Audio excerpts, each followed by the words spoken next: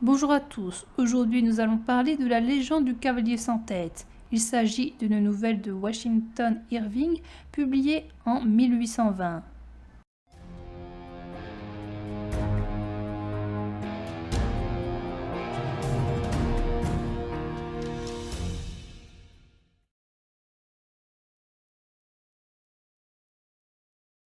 L'action se passe au village de Greensburg, surnommé Tarrytown par les femmes car leurs maris s'attardent souvent dans la taverne. À côté de ce village se situe une vallée appelée le Vallon endormi, qui était un endroit très calme traversé par un petit ruisseau. Le Vallon endormi est soumis à diverses légendes. On dit que le lieu a été ensorcelé par un docteur allemand ou qu'un chef indien y a tenu ses assises. Le plus célèbre des esprits qui hantent ce lieu est le cavalier sans tête. Lors d'une guerre, ce cavalier aurait perdu sa tête à cause d'un boulet. Son corps aurait été enterré dans le cimetière. La nuit, son esprit serait à la recherche de sa tête et il rejoindrait le cimetière avant l'aurore. La vision de ce cavalier est apparue plusieurs fois aux locaux, mais aussi aux personnes qui résident dans la vallée depuis quelque temps. Il y a 30 ans de cela, Ichabod Crane était de passage dans le village. Il s'agissait d'un grand homme maigre. Il enseignait à l'école et il était un instituteur autoritaire qui utilisait la férule sur ses élèves car les ménagers auraient été les gâtés. Ichabod tirait de son activité un maigre salaire. Il était logé et nourri par les fermiers qui étaient les parents des enfants de son école.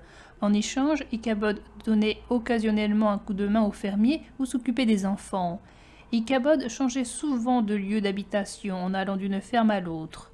Il était également maître de chant dans une église et donnait des cours de chant. Il était considéré par les fermiers comme supérieur car il faisait un travail intellectuel. Les deux passions d'Ichabod étaient les femmes et la nourriture. Ichabod était également intéressé par le merveilleux. Il tirait des histoires des racontars de vieilles ménagères et de son livre intitulé Histoire de la magie dans la Nouvelle-Angleterre.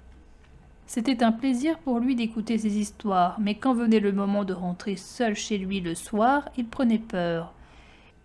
Il était tombé amoureux d'une fille de 18 ans nommée Katrina van Tassel.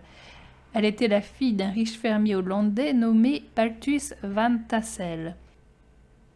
Ichabod s'est rendu à la maison du père de la jeune fille. Il s'est aperçu que la demeure était une métairie prospère remplie d'animaux qu'Ichabod imaginait cuisiner. Balthus van Tassel possédait également un château fort. Katrina était un parti intéressant car elle était l'héritière des terres et des bâtiments appartenant à son père. Ichabod s'est imaginé sa vie avec Katrina dans ce domaine. Pour cela, il devait conquérir le cœur de Katrina, mais il y avait divers adversaires, dont le plus redoutable était Bron Bones. C'était un gars costaud à qui tout réussissait et qui était entouré de sa bande d'amis. Brom faisait lui aussi la cour à Katrina. Face à ce danger, Ichabod a tout de même continué d'essayer de séduire Katrina. Il passait fréquemment à sa ferme où elle n'était pas surveillée par ses parents. Brom faisait de même le dimanche. Ichabod savait qu'une confrontation frontale avec Brom serait perdue d'avance. Ainsi, il a choisi de faire sa cour de manière paisible. Brom et ses amis persécutaient Ichabod en détériorant son école ou en se moquant de lui devant Katrina. Un jour, tandis qu'Ichabod faisait classe, un homme est arrivé et lui a dit qu'il était invité à un banquet qui allait avoir lieu ce soir même chez monsieur Van Tassel. Ichabod s'est fait beau. Il a emprunté un cheval au fermier chez qui il habitait, nommé Hans von Ripper. Le cheval s'appelait Gunpowder, autrement dit poudre à canon. Il était vieux, mal au point physiquement, mais vicieux. Ichabod était parti par une belle après-midi et il est arrivé au château au soleil couchant. À cette soirée s'est mêlé des paysans et des personnes plus riches. Le héros de la fête était Bron Bones qui était venu avec son cheval Daredevil, autrement dit affront démon. Le banquet, la danse et le chant de cette fête ont fait le bonheur d'Ichabod. Ichabod a dansé avec sa dulcinée, ce qui a attiré la jalousie de Brom. Lors de la soirée, on a parlé d'histoires fantastiques, telles que l'arbre où l'on entend des cris et des gémissements et qui correspond à l'endroit où le major André a été capturé. La conversation s'est surtout appesantie sur le cavalier sans tête. L'endroit où on l'a vu le plus fréquemment était un pont et une route qui mènent vers l'église et vers le cimetière. Le vieux Brewer a dit déjà avoir rencontré le cavalier. Ce dernier l'avait obligé à monter sur la croupe de son cheval. Le cavalier l'avait amené au galop jusqu'au pont où il s'était transformé en squelette et a jeté Brewer dans la rivière. Brom a dit également avoir rencontré ce cavalier qui lui avait proposé de faire une course de cheval. Le cheval de Brom était en train de gagner. Lorsqu'ils sont arrivés au pont, le cavalier sans tête a disparu. Ichabod a raconté lui aussi des histoires d'horreur tirées de son livre. Tandis que les invités partaient, Ichabod espérait un tête-à-tête avec sa chérie. On ne sait pas comment l'entretien s'est déroulé, mais Ichabod est parti du château d'un air désolé avec son cheval à minuit. Il a pris peur quand il a repensé aux histoires qu'il a entendues lors de la soirée. Quand il est passé devant l'arbre proche de l'endroit où André a été fait prisonnier, il a pensé entendre un sifflement, un grincement, et il a pensé voir une forme blanche. Il a remarqué que tout cela n'était que dû à des phénomènes naturels. Ichabod est arrivé au pont où André a été surpris par les soldats. Au moment de passer le pont, son cheval l'a embarqué. Quand le cheval s'est enfin arrêté, Ichabod a vu un cheval avec un cavalier. Ichabod a fait déplacer son cheval à plusieurs vitesses, mais le cavalier s'ajustait toujours à son allure.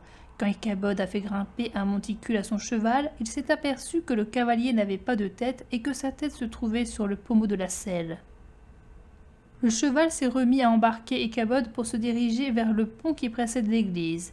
Ichabod a perdu sa selle et il a tenu tant bien que mal sur sa monture. Ichabod est parvenu à passer le pont et il se croyait hors de danger car Brom a dit qu'après le pont le cavalier sans tête avait disparu. Ichabod s'est retourné pour voir son persécuteur et il s'est aperçu qu'il lui lançait sa tête. Ichabod est tombé à terre. Le lendemain, le cheval a été retrouvé mais pas Ichabod. Après une enquête, on a retrouvé la selle et des traces de sabots sur la route menant à l'église et le chapeau d'Ichabod et une citrouille écrasée à côté du pont.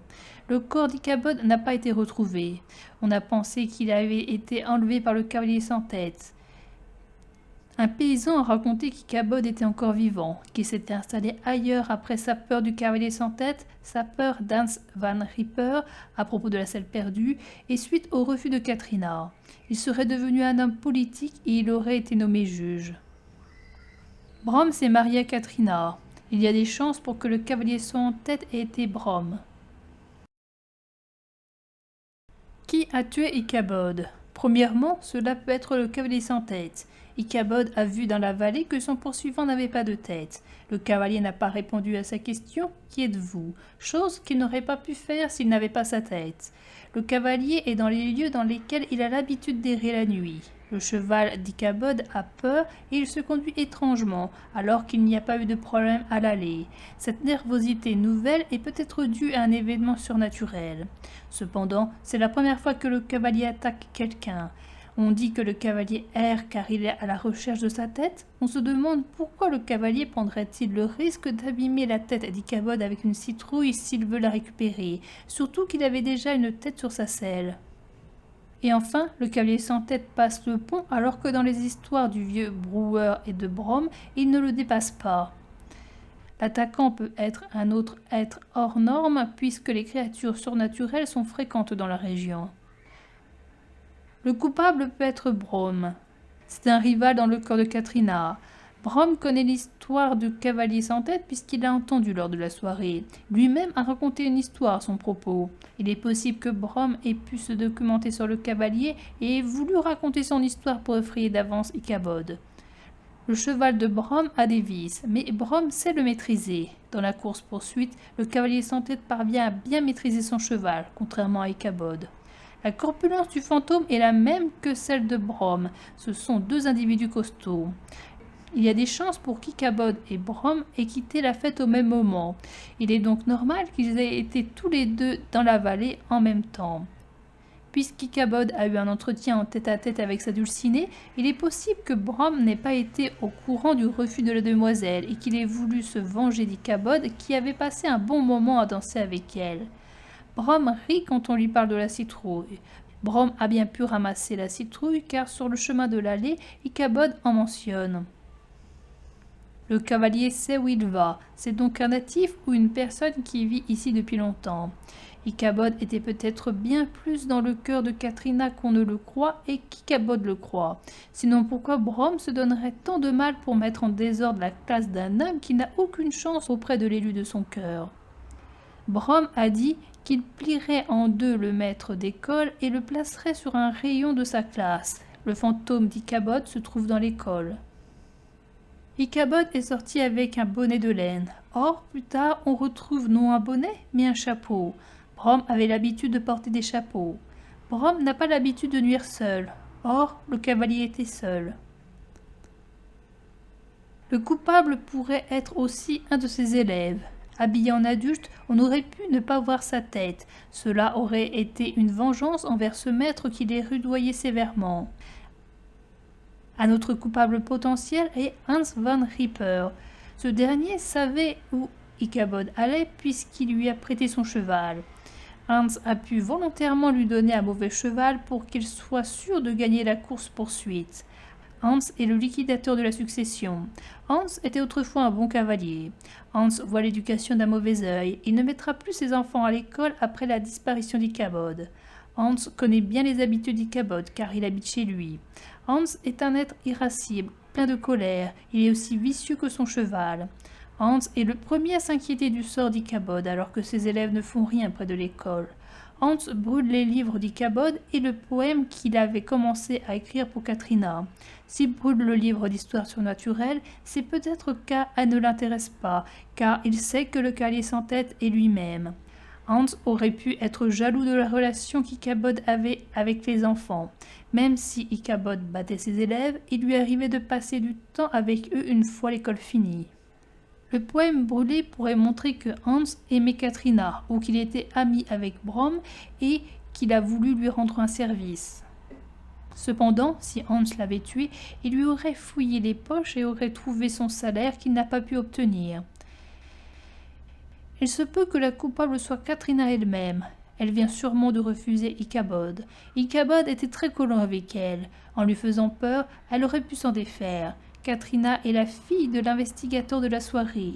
Elle aurait pu elle-même amener le sujet au cavalier sans tête. Elle ne sait pas qu'une ménagère a déjà raconté l'histoire du cavalier à Ichabod.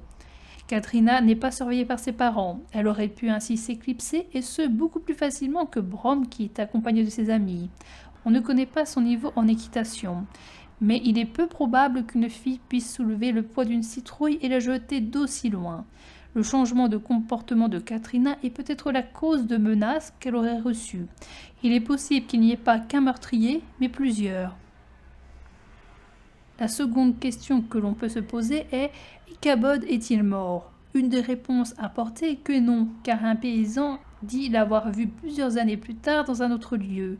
Il est dit qu'Ichabod a fui à cause de sa peur du cavalier sans tête, de M. Ripper et du refus de s'adulciner. Cependant, ce départ semble étrange. Pourquoi avoir laissé ses affaires dans le village? Pourquoi ne pas avoir repris son chapeau qui était tombé à terre? Pourquoi ne pas avoir repris son livre auquel il tenait tant? Pourquoi ne pas être resté dans le village où il menait une vie paisible? Pourquoi ne pas être resté pour Katrina? L'enquête qui a été menée ne l'a pas retrouvé vivant. L'enquête n'a pas non plus retrouvé son corps. Cela signifie que soit il n'y en a pas, soit que le corps a été caché.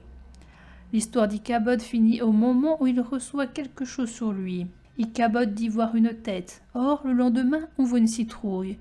C'est ce jet qui lui a fait perdre l'équilibre. On ne sait pas si ce jet l'a assommé ou bien l'a tué. En tout cas, Ichabod a encore conscience après sa chute, puisqu'il voit Gunpowder, le cavalier et son cheval partir en courant. Si Ichabod est mort près du pont, il y a des chances pour que son fantôme apparaisse à cet endroit. Or, 30 ans plus tard, le narrateur qualifie cet endroit de tranquille. Certains disent que l'école est hantée par le professeur mort et il l'entendrait chanter des psaumes. Si les morts hantent le lieu où ils sont morts, cela signifierait qu'Ichabod est mort à l'école, ou du moins que son corps y est. Une éclaircie au milieu des arbres vint le ranimer et lui faire concevoir l'espérance que le pont de l'église était proche. La vacillante réflexion dans le sein du ruisseau d'une étoile au front d'argent lui prouva qu'il ne se trompait point. Il voyait les murs de l'église jeter de ténébreuses lueurs sur les arbres qui l'abritent. Il reconnut l'endroit où le fantôme rival de Brom Bones avait disparu. « Si je puis seulement atteindre le pont, se dit Ichabod, je suis sauvé. » Au même moment, il entendit le noir coursier qui haletait et soufflait tout derrière lui. Il s'imagina même sentir sa brûlante haleine. Un autre coup de pied convulsivement donné dans les côtes, et le vieux Gunpowder s'élança sur le pont. Il passa comme la foudre sur les planches retentissantes, gagna le bord opposé, et alors Ichabod jeta un regard derrière lui pour voir si son persécuteur s'évanouirait, suivant la règle, dans un sillon de feu et de soufre. En ce moment même, il vit le fantôme qui se dressait sur ses étriers, et qui précisément s'apprêtait à lui lancer sa tête. Ichabod essaya d'éviter l'effroyable projectile, mais trop tard. Il rencontra son crâne avec un bruit épouvantable.